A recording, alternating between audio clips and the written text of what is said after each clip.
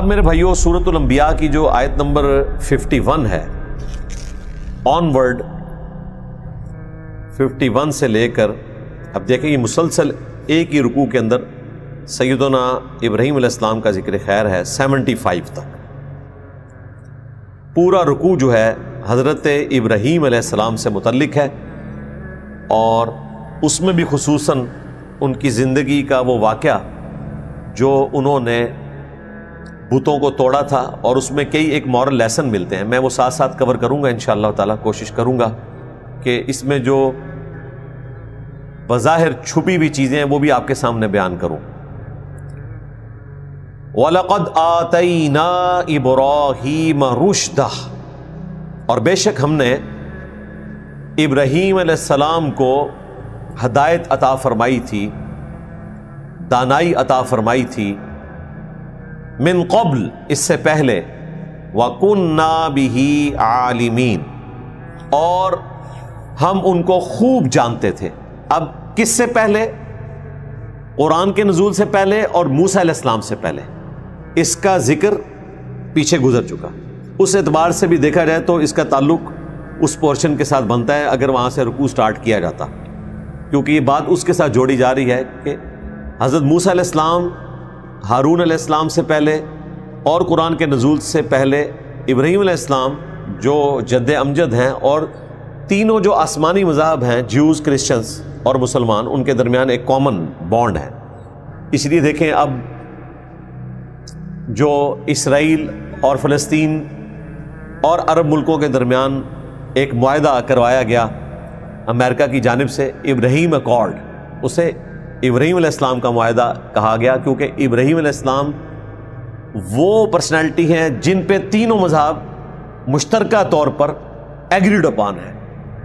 کیونکہ جیوز تو اپنے آپ کو ویسے ابراہیمی کہتے ہیں نسلاً، اور وہ تو اتنے کٹر ہیں، وہ کہتے ہیں کہ جیوز کے علاوہ کوئی اور اس مذہب کو قبول بھی نہیں کر سکتا. ہم تو تبلیغ کرتے ہیں، ان میں تبلیغ کرنا حرام ہے. وہ کہتے ہیں جو بائی برتھ بنی اسرائیل ہوگا، اور اس میں بھی ابراہیم علیہ السلام کے بیٹے اسحاق کی جو اولاد ہے، ان کے بیٹے تھے یعقوب، انہی کا لقب تھا اسرائیل. ان کے 12 بیٹے تھے، وہ بنی اسرائیل کہلائے، 12 قبیلے. پھر کرسچنز ہیں، ان میں تبلیغ کا رجحان ہے، اگرچہ حضرت عیسیٰ علیہ السلام پوری انسانیت کی طرف پیغمبر بنا کے بھیجے نہیں گئے تھے، وہ صرف بنی اسرائیل کی طرف پیغمبر تھے اور بنی اسرائیل کے وہ آخری پیغمبر تھے، ان پہ حجت تمام کر دی. لیکن بعد میں انہوں نے کرسچینٹی کو پھیلایا، ان کے ماننے والوں نے پوری دنیا کے اندر، اور پھر ایک غیبی تائید آ گئی. کانسٹنٹائن II نے جب کرسچینٹی قبول کی تو پوری رومن امپائر کرسچن ہو گئی. 4 صدی عیسوی کے اندر نبی صلی اللہ علیہ وآلہ وسلم کی پیدائش سے آپ سمجھ لیں آلموسٹ کوئی 250 سال پہلے، 337 عیسوی کے اندر. اس وجہ سے پھر وہ کرسچینٹی پھیل گئی اور تیسرے مسلمان ہیں. ہم تو اپنے دین کو کہتے ہی دین ابراہیمی ہے. حج کے موقع کے اوپر قربانی ہوتی ہے تو ہم اسے سنت ابراہیمی کہتے ہیں، کیونکہ نبی صلی اللہ علیہ وآلہ وسلم بھی ابراہیمی تھے، اپنے دین کے اعتبار سے بھی، نسل کے اعتبار سے بھی حضرت اسماعیل علیہ السلام کی اولاد میں سے تھے. جیوز یہ مانتے ہیں کہ ابراہیم علیہ السلام کے 2 بیٹے تھے، اسحاق اور اسماعیل، اور ان سے یہ نسل آگے چلی ہے. وہ عرب کے لوگوں کو بھی نسلاً ابراہیمی مانتے ہیں. باقی وہ ظاہر ہے کہ نبی علیہ السلام کی نبوت کے قائل نہیں ہیں، لیکن نسل کے اعتبار سے وہ عربوں کو ابراہیمی مانتے ہیں. اور اب جو ان کے ماڈرن یہودی آئے ہیں وہ تو کہتے ہیں ٹھیک ہے، نبی علیہ السلام جو ہیں وہ عربیوں کے لیے پیغمبر تھے جس طرح کہ موسیٰ علیہ السلام ہمارے لیے پیغمبر تھے، ہم کو ایگزسٹ کر سکتے ہیں. جو آج کل کے ماڈرن یہودی ہیں، جب یہ بین المذاہب کانفرنس ہوتی ہے وہاں پہ وہ یہ بات کرتے ہیں، اس میں نبی علیہ السلام کو وہ پیغمبر کے طور پر ایکسیپٹ کرتے ہیں. ہمیں تو مسئلہ کوئی نہیں ہے، ہمارے تو ایمان کا تقاضا ہے موسیٰ علیہ السلام کو، عیسیٰ علیہ السلام کو ماننا، لیکن ان کے لیے یہ بڑی بات ہے اس چیز کو ایکسیپٹ کرنا. عیسیٰ علیہ السلام کے بارے میں بھی ایکسیپٹ کرنا بڑا مشکل کام ہے، کیونکہ وہ تو عیسیٰ علیہ السلام سے سخت نفرت کرتے ہیں، وہ تو نعوذ باللہ انہیں دجال سمجھتے ہیں. اور کرسچن سے وہ اس اعتبار سے نفرت کرتے ہیں کہ کرسچنز نے ایک انسان کو خدا کا بیٹا مان لیا، اسے خدا تسلیم کیا۔ جوز جو ہیں وہ توحید میں بڑے راسخ العقید ہیں۔ آج کے جوز بڑی سختی سے ایک گاڈ کے ماننے والے ہیں۔ آپ یوٹیوب کے اوپر جا کے ان کی ویڈیوز دیکھیں تو آپ کو لگے گا کہ جتنی سختی سے وہ توحید کے اوپر گامزن ہے، وہ سختی ویسے ہی ہے جو ہم مسلمانوں کے اندر موجود ہے کہ خدا کا کوئی شریک نہیں ہے، کوئی انسان خدائی کا دعویٰ نہیں کر سکتا، اور کرسچن سے سخت نفرت کرتے ہیں۔ اور وہ نفرت اس حد تک ہے کہ عیسیٰ ابن مریم سے بھی وہ نفرت کرتے ہیں۔ ظاہر ہے ان کو پیغمبر مانتے ہی نہیں ہے تو انہوں نے نفرت ہی کرنی ہے۔ یہ تو مسلمانوں کی کچھ نصیبی ہے۔ لا نفرق بین احد من رسلی، ہم ایمان لانے میں کسی نبی میں فرق نہیں کرتے۔ مرتبے کا فرق قرآن میں آیا ہے، تلک الرسل فضلنا بعضهم علی بعض، اللہ کے رسول ہیں، بعض کو بعض پہ اللہ نے فضیلت دی ہے، لیکن ایمان لانے میں سب کے سب برابر ہیں۔ تو بے شک ہم نے ابراہیم علیہ السلام کو رشد و ہدایت دی تھی اس سے پہلے، اور ہم ان کو خوب جانتے تھے۔ اذ قال لأبیہ، یاد کرو جب انہوں نے اپنے باپ سے کہا، وقومی، اور اپنی قوم سے۔ اب یہ ابی سے مراد ان کے والد ہیں یا چچا ہیں، یہ اختلاف ہے، یہ میں پہلے کافی دفعہ ڈسکس کر چکا ہوں، اس لیے آج تفصیل میں جانے کی ضرورت نہیں ہے۔ ہم باپ ہی کہہ لیتے ہیں، والد نہیں کہتے کیونکہ اختلاف ہے۔ چچا کے لیے بھی باپ کا ورڈ استعمال ہوتا ہے۔ جب انہوں نے اپنے باپ اور قوم سے کہا، ما هذه التماثیل، یہ ایک ایسی مورتیاں ہیں، التی انتم لہا عاکفون، جس کی تم پوجا کرتے ہو اور اس کے اوپر دھیان لگا کر بیٹھے رہتے ہو، معتکف رہتے ہو، اعتکاف کرتے ہو، مجاور بن کے بیٹھے ہوئے ہو، مراقبہ کر رہے ہو آج کی لینگویج۔ اب اس کے جواب میں وہ کہہ رہے ہیں کہ ہمارے پاس کوئی دلیل نہیں سوائے اس کے، قالوا وجدنا آباءنا لہا عابدین، ہم نے تو اپنے آباء و اجداد کو، باپ دادا کو پایا ہے کہ وہ ان کی عبادت کیا کرتے تھے۔ ہونا تو چاہیے تھا کہ دلیل پیش کرتے کہ آباء و اجداد کے پاس کوئی اللہ کا پیغام آیا کہ آپ نے یہ مورتیاں بنانی ہیں، نہیں، بس سن سنا کے سننی ٹنی، یہ وہی والی بات ہے، آباء و اجداد کے طریقے کے اوپر چل رہے ہیں۔ اب ابراہیم علیہ السلام کا فتویٰ بڑا گاڑا ہے۔ قال، تو ابراہیم علیہ السلام نے فرمایا، لقد کنتم، بے شک تم بھی، انتم وآباؤکم فی ضلال مبین، اور تمہارے باپ دادا بھی سب کے سب کھلی گمراہی میں تھے۔ ابراہیم علیہ السلام کوئی لگی لپٹی بات نہیں کرتے تھے، بالکل توحید کو ننگی تلوار کی طرح بیان کرتے تھے۔ انہوں نے کہا مجھے کہنے میں کوئی آر نہیں کہ بے شک تم بھی اور تمہارے آباء و اجداد بھی سب کے سب کھلی گمراہی میں رہے۔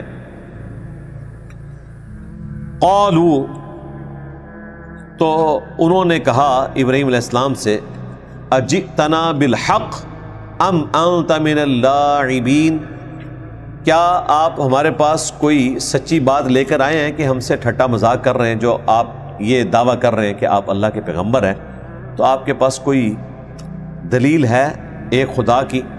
اب دیکھیں ابراہیم علیہ السلام جو ہیں وہ دلائل سامنے رکھ رہے ہیں۔ قال، تو انہوں نے فرمایا، بل ربکم رب السماوات والارض، بلکہ تمہارا رب تو وہ ہے جو آسمانوں اور زمین کا رب ہے۔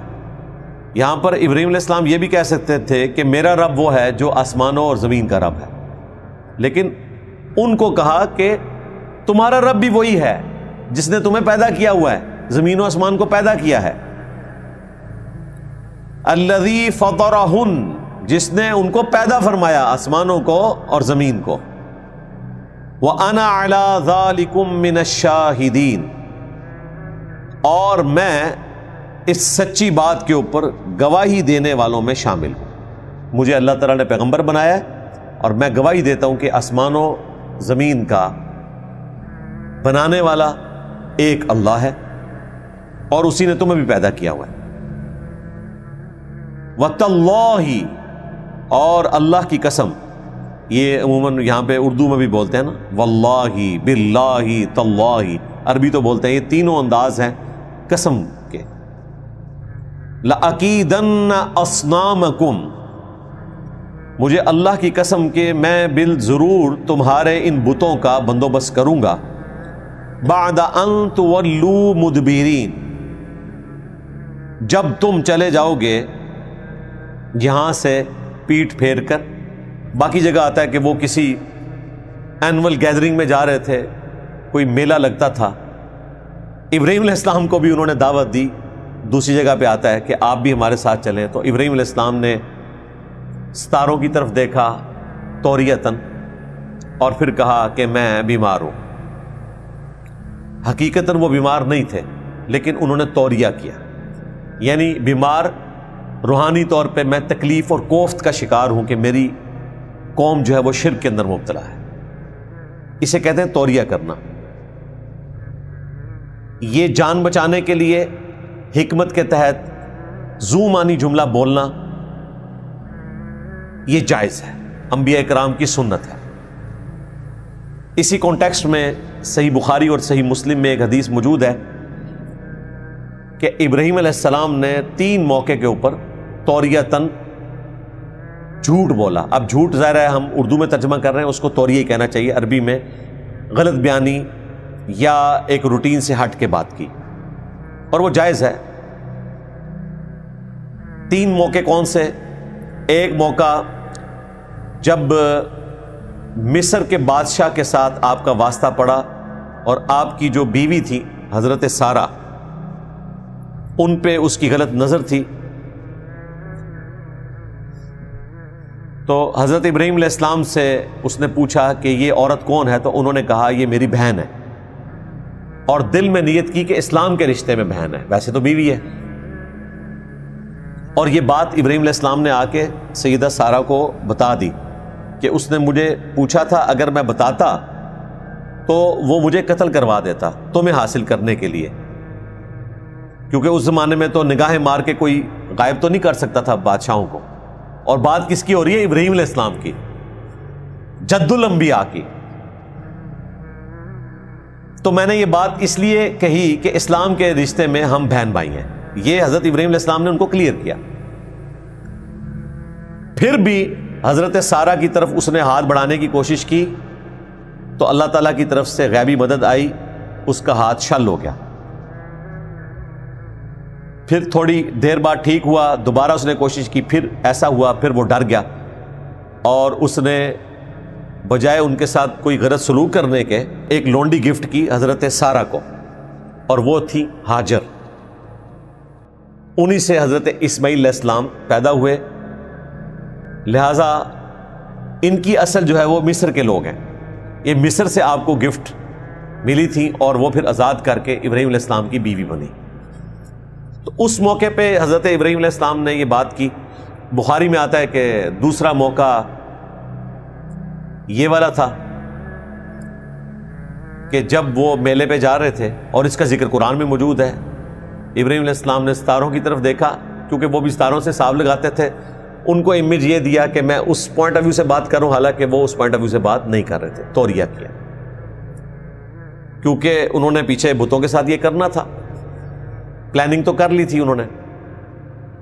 اور تیسرا اسی میں آئے گا، جب انہوں نے سارے بتوں کو توڑ کے بڑے بت کے کندھے کے اوپر وہ کلہاڑا رکھ دیا، تو واپسی پہ انہوں نے پوچھا کہ ہمارے بتوں کے ساتھ کس نے یہ ایکٹیویٹی پرفارم کی کہ سارے بت توڑ دیے، تو اس کا ذکر بھی قرآن میں آئے گا۔ ابراہیم علیہ السلام نے کہا کہ ان کے بڑے نے کیا ہوگا، کیونکہ بڑے بت کے کندھے کے اوپر کلہاڑا رکھا ہوا تھا، لیکن یہ بھی ذو معنی جملہ تھا، بڑے سے مراد جو ان سے زیادہ طاقتور ہے، یعنی کہ میں خود، تاکہ اس سے ان کو یہ پتا چلے کہ بت کتنے کمزور ہیں۔ تو 2 توریہ جو ہیں قرآن میں بھی رپورٹ ہو گئے، ایک ان کا کہنا کہ میں بیمار ہوں، اور دوسرا بڑے نے کیا ہوگا۔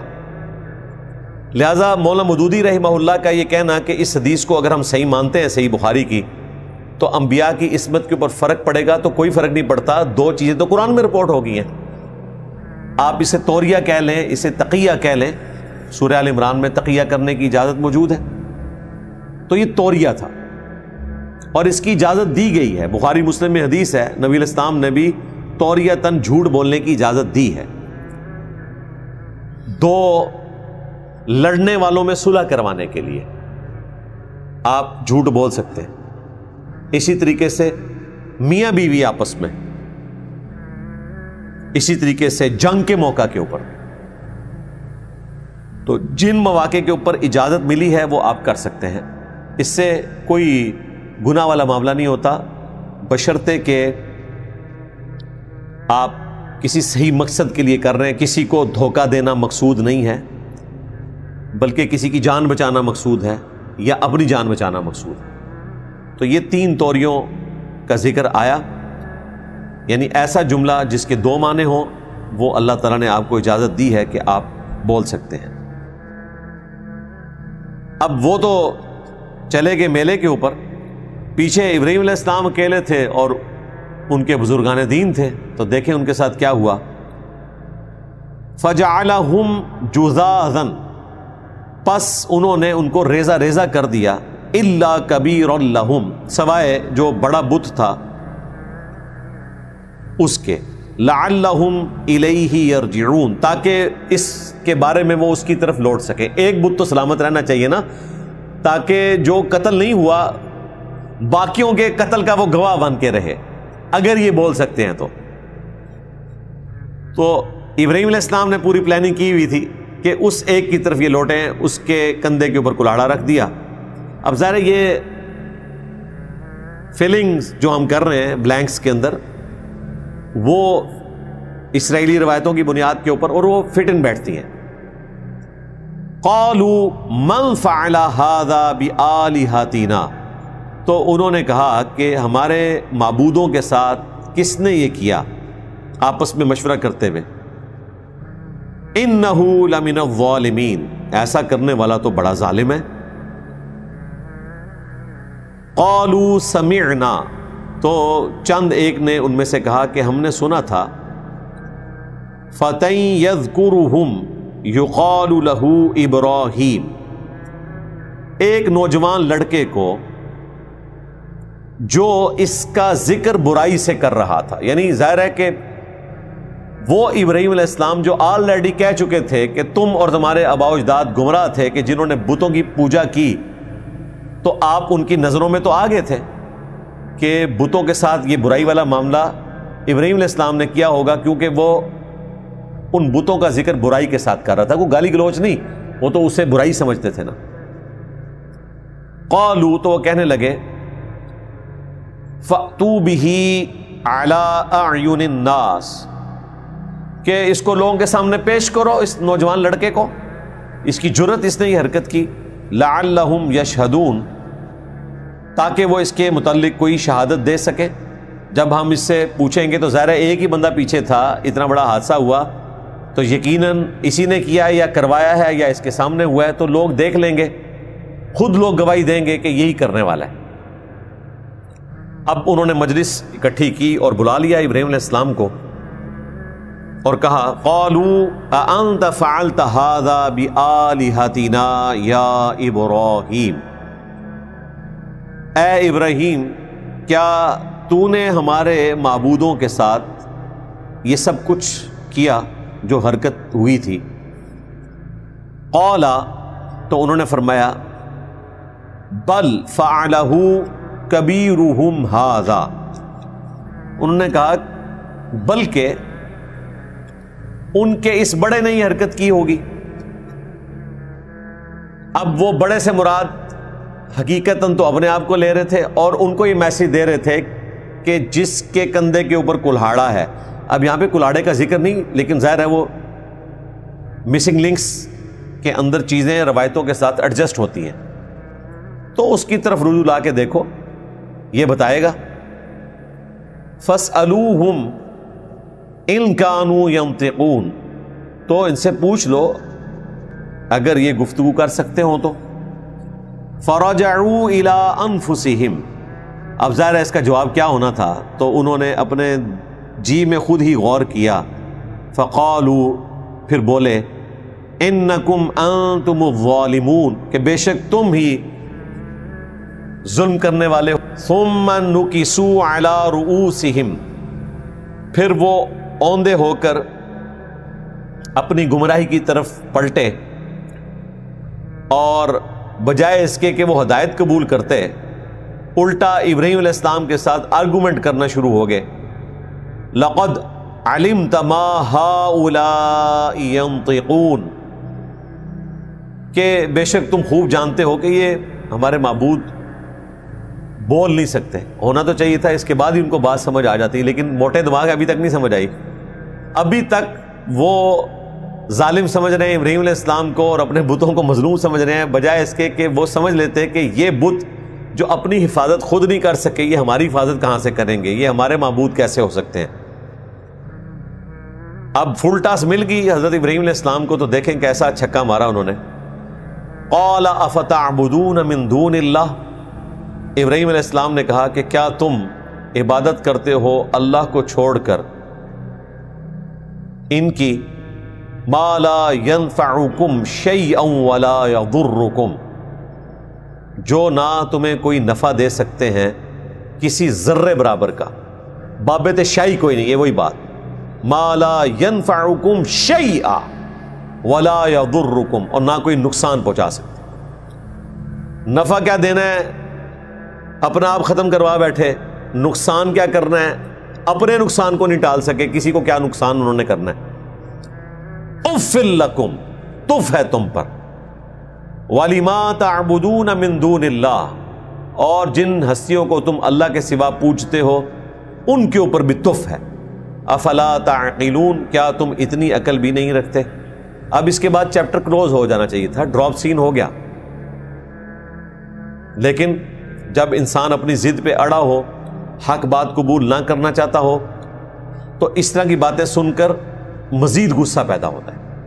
یہاں میں ضمناً ایک بات کر دوں، یہ سب کچھ ہم ان ہستیوں کے بارے میں تو کہہ سکتے ہیں جو واقعتاً جھوٹے معبود تھے، لیکن اگر اللہ کے نیک بندے جن کا نیک ہونا قرآن و سنت سے ثابت ہے، جس طرح کہ عیسیٰ ابن مریم، اگر ان کو کوئی پوجتا ہے تو ہم حضرت ابراہیم علیہ السلام کی سنت پر عمل کرتے ہوئے عیسیٰ ابن مریم کے لیے الفاظ استعمال نہیں کر سکتے کہ تف ہے تم پر بھی اور جس کو تم پوجتے ہو، کیونکہ وہ جس کو پوج رہے ہیں نا اس نے تو اس قسم کی کوئی تعلیمات نہیں دی ہے. یہ سب کچھ ہم ان کے ساتھ کر سکتے ہیں جن کی کوئی سند آسمان سے نازل نہیں ہوئی، چاہے وہ آج کے زمانے کا ہو چاہے پرانے زمانے کا. لیکن جس کے پیچھے اللہ کی تعلیمات کھڑی ہیں قرآن و سنت کی شکل میں، تو اس میں پھر ہم الفاظ استعمال کریں گے جو قرآن میں آئے. لقد کفر الذین قالوا ان اللہ هو المسیح ابن مریم، بے شک وہ لوگ کھلا کفر کر رہے ہیں جو کہہ رہے ہیں کہ اللہ تعالیٰ ہی عیسیٰ ابن مریم ہے. یعنی عیسیٰ ابن مریم دنیا میں انسانی شکل میں آئے، دراصل وہ گاڈ ہے. قل فمن یملک من اللہ شیئا، اے نبی ان سے فرماؤ اللہ کا کوئی کیا بگاڑ لے گا اگر اللہ ارادہ کرے عیسیٰ کو، ان کی ماں کو اور جتنے اس زمین پر آباد ہیں سب کو ہلاک کر دے. وہاں پھر آپ اس سٹائل میں بات کریں گے تو یہ بات کی جا سکتی ہے کہ اگر اللہ تعالیٰ عیسیٰ کو، ان کی ماں کو اور زمین میں سارے لوگوں کو ہلاک کر دے تو اللہ تعالیٰ کا کوئی کچھ بگاڑ نہیں سکتا. یہ فرق ہے خالق اور مخلوق کا. پھر اس سے نیچے آ جائیں جن کی کوئی سند ہی نازل نہیں ہوئی بھی، ان کے بارے میں تو آپ جتنی مرضی دلیری سے بولیں جس طرح ہم بول رہے ہیں. میں نے ان کو کہا کہ کوئی بڑے سے بڑا بزرگ اپنا پیشاب بھی نہیں روک سکتا. بھائی تم کہہ رہے ہو کہ بزرگوں نے سمندر روکا ہوا ہے، کیونکہ ان کا دعویٰ ہے کہ سمندر روکا ہوا ہے. تو پھر ہم انہیں انسان کی کس پرسی بتائیں گے. انسان کوئی بھی ہو وہ اپنے نفع اور نقصان کا مالک نہیں، خواہ وہ پیغمبر ہو، اہل البیت میں سے ہو، کوئی صحابی ہو، کوئی تابعی ہو، اپنے نفع و نقصان کا مالک کوئی نہیں ہے. اللہ ہی اس کے نفع و نقصان کا مالک. کوئی اپنی موت کو ٹال نہیں سکتا، کوئی حضرت اسرائیل سے روح واپس نہیں لے سکتا، کوئی اپنی بیماری کو خود ختم نہیں کر سکتا. یہ آگے آئے گا انبیاء کرام کی بیماری کا ذکر، ایوب علیہ السلام کی، کس درد سے انہوں نے دعا کی، اللہ نے ان کی تکلیف دور کی.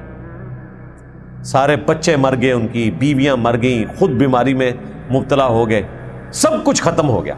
پھر دعا کی، اللہ تعالیٰ نے ان کو صحت بھی دی اور بیویاں دیں اور بچے ہوئے، اللہ تعالیٰ ماتا ہے اس سے ڈبل کر دیا ان کو، لیکن کیا اللہ نے، انسان کچھ نہیں کر سکتا، ذہن میں رکھیے۔ تو اف ہے تم پر بھی اور جن ہستیوں کو تم اللہ کے سوا پوجتے ہو، کیا تمہیں اتنی بھی عقل نہیں ہے؟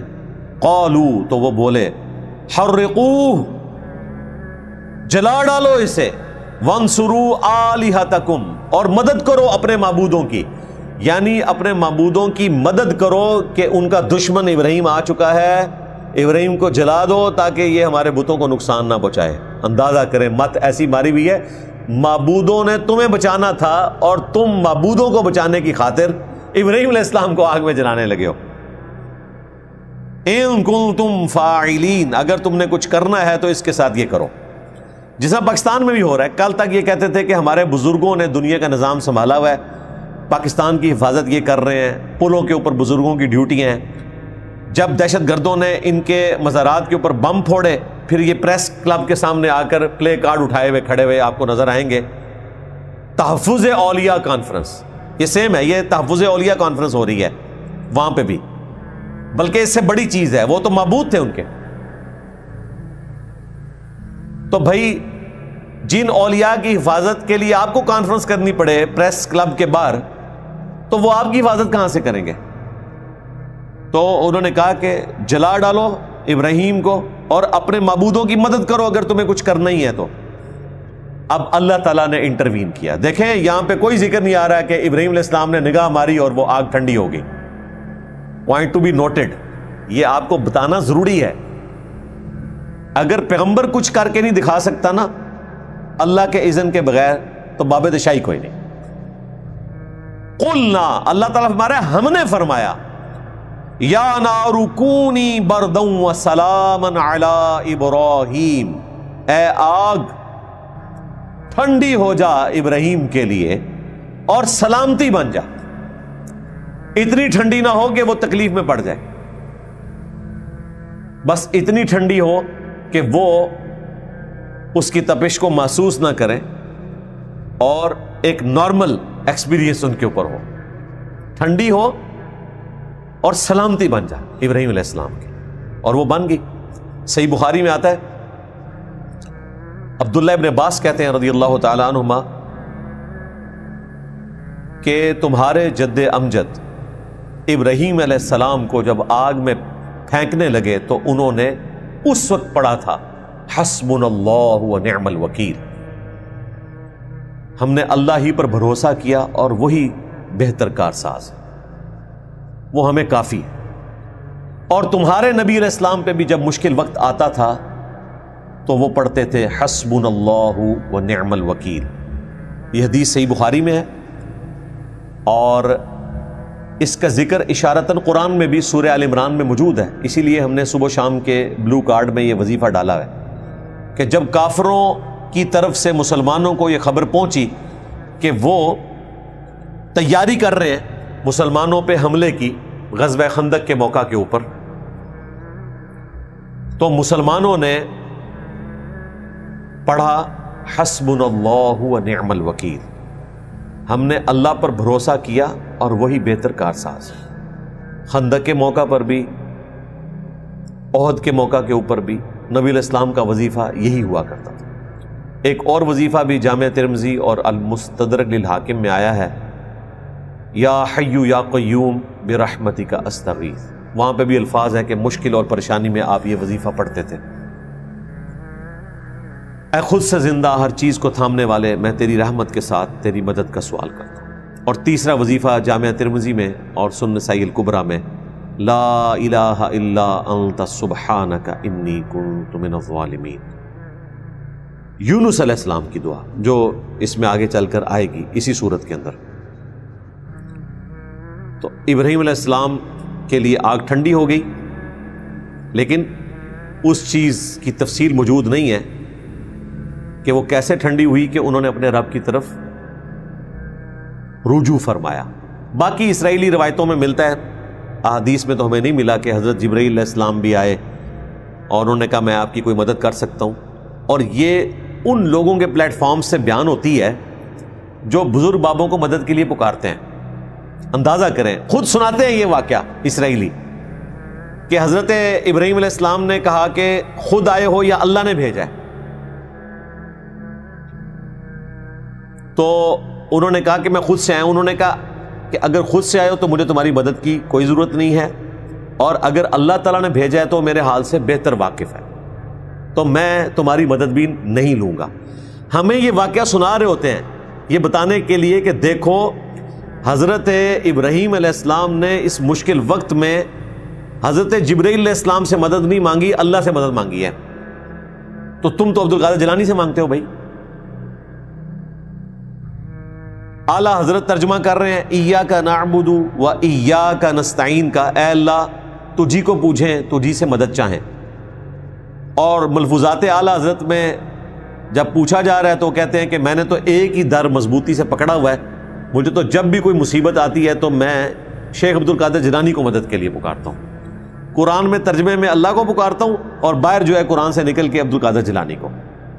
یہاں پہ دیکھیں حضرت ابراہیم علیہ السلام کے لیے اللہ تعالیٰ نے آگ کو ٹھنڈا کر دیا حسبنا اللہ و نعم الوکیل کی برکت سے. اب اللہ تعالیٰ فرما رہا ہے وَأَرَادُوا بِهِ كَيْدًا، اور انہوں نے تو ارادہ کیا تھا چال چلنے کا، ابراہیم علیہ السلام کو تکلیف دینے کا. فَجَعَلْنَاهُمُ الْأَخْسَرِينَ، تو ہم نے انہی کو ناکام کر دیا ان کی اس پلاننگ کے اندر. ابراہیم علیہ السلام کو اللہ تعالیٰ نے نجات دے دی. وَنَجَّيْنَاهُ وَلُوطًا إِلَى الْأَرْضِ، اور ہم نے نجات دی ان کو بھی اور لوط علیہ السلام کو بھی اس سرزمین کی طرف الَّتِي بَارَكْنَا فِيهَا لِلْعَالَمِينَ، وہ سرزمین کے جس میں ہم نے برکت رکھی ہے تمام جہان والوں کے لیے، یعنی سرزمین شام، اس کی طرف رہنمائی کرتی. وَوَهَبْنَا لَهُ إِسْحَاقَ، اور ہم نے ان کو اسحاق علیہ السلام بیٹے کے طور پر عطا فرمائے. وَيَعْقُوبَ نَافِلَةً، اور یعقوب علیہ السلام جیسا پوتا. آخری عمر میں جا کے اولاد ہوئی، 87 سال عمر تھی تو اسماعیل علیہ السلام پیدا ہوئے. 99 ایئرز کی ایج تھی تو اسماعیل علیہ السلام کی قربانی کا حکم ہوا، 12 سال کی عمر تھی. اور جو اسحاق علیہ السلام ہیں وہ اسماعیل علیہ السلام کے بھی بعد پیدا ہوئے. پھر ان کے بھی آگے سے اولاد یعقوب علیہ السلام، ابراہیم علیہ السلام نے ان کو بھی دیکھا، یعنی پوتے تک اللہ تعالیٰ نے ان کو زندہ رکھا، یعنی 100+ عمر ہوئی. وَكُلًّا جَعَلْنَا صَالِحِينَ، اور ہم نے سب کے سب لوگوں کو صالح بنایا تھا. اسی آیت نمبر 72 کے اوپر آج کی گفتگو کو کنکلوڈ کرتے ہیں انشاءاللہ. اگلے لیکچر کے اندر آیت نمبر 73 سے ہم سٹارٹ لیں گے. اللہ تعالیٰ سے دعا ہے جو حق بات میں نے کہی اللہ تعالیٰ ہمارے دلوں میں راسخ فرمائے. اگر جذبات میں میرے منہ سے کوئی غلط بات نکل گئی تو اللہ تعالیٰ ہمیں معاف فرما دے. کتاب و سنت کی تعلیمات پر عمل کر کے دوسرے بھائیوں تک پہنچانے کی توفیق عطا فرمائے. سبحانک اللہم و بحمدک، اشہد ان لا الہ الا انت، استغفرک و اتوب الیک.